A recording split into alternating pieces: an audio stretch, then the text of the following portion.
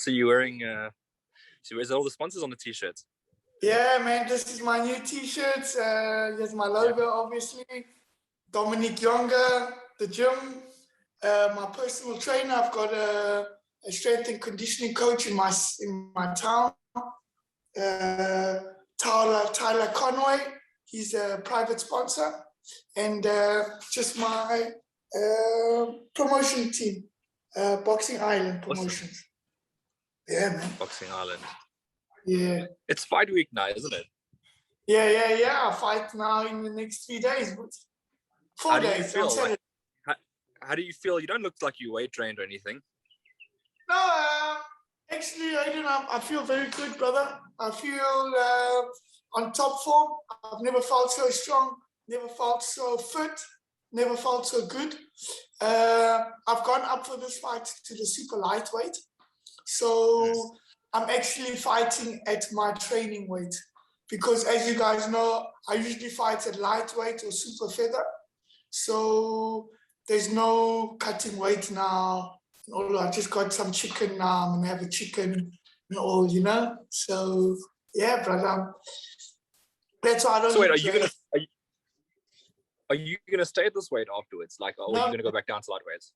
No. I'll definitely go down after this. It's just for this fight.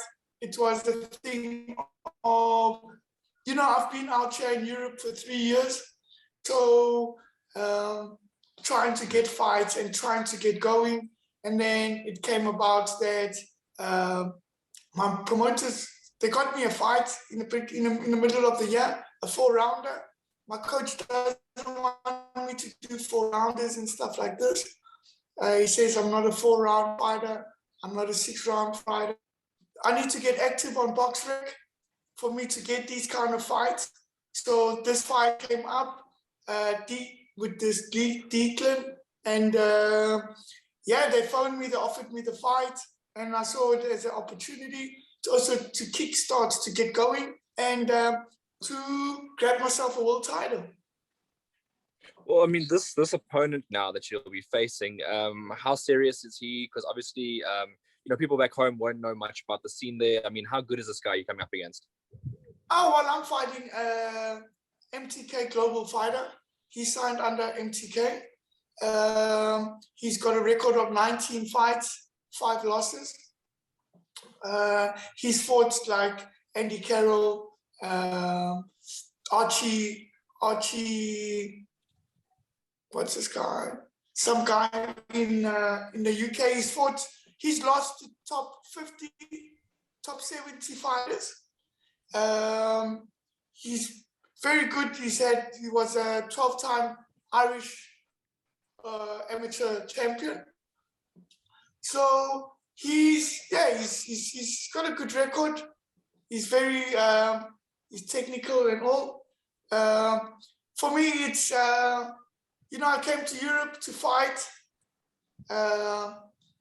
this level of boxing. So even when they gave me the fight, I was like, at the end of the day, I'm not here to start off with journeyman and to pick my fights to get to the top. It's too late for me to do that now. I've already had 22 fights. He's very creditable fighter. He's in the top 150. I think he's ranked 152. So for me, it's a challenge. It's a proper David Goliath story. Well, I mean, I think for you, it's also been like, 3 years since you've been in the ring. It's been like you've starved of action almost, but like at the same time, you can't just take anybody. You've got to pick the right opponent for you. And obviously you figured that this is the right opponent for you. After 3 years, how are you feeling? How's the body feeling? Do you feel rusty at all? Not at all.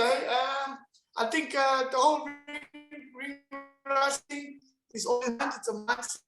I think for me, I said in previous interviews, the 3 years that I've been out for me has been 3 years of growing, 3 years of getting stronger, learning more of boxing, a different style of fighting, getting stronger with my punches, with my output.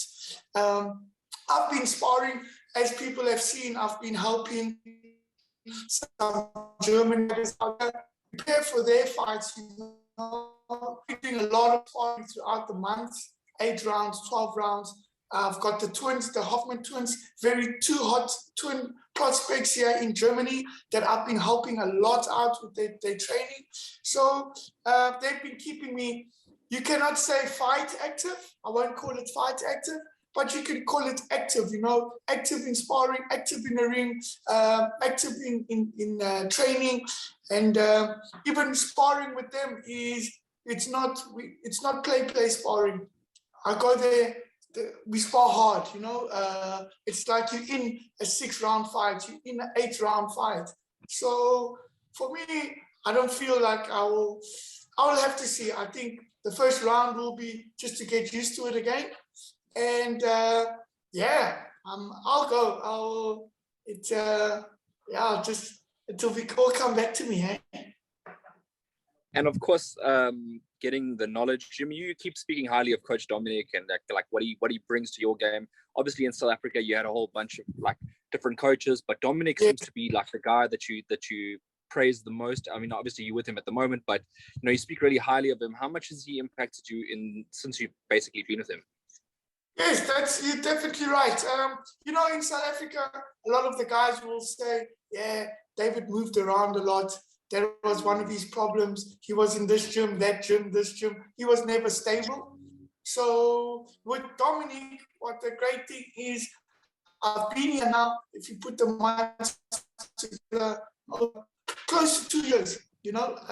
Next year we'll be going on to year 3. So we've worked. He saw what the mistakes were. We're not finished. We won't say he's completed me, no. But we've worked on the power. We've worked on some mistakes. And I feel very comfortable with him because I've seen a lot of change in my boxing. And I think that's the best thing as a fighter is when you're training and you actually see the change, you feel the change. It's not just going in there and fighting or training with someone and being better, but you actually feel it. You see it, And his training style has adapted to my body. So I'm just like I said in December, we were excited to see what we had learned in that year when that December fight came. That didn't happen. We didn't stop training. We carried on training. So we had another 8 months.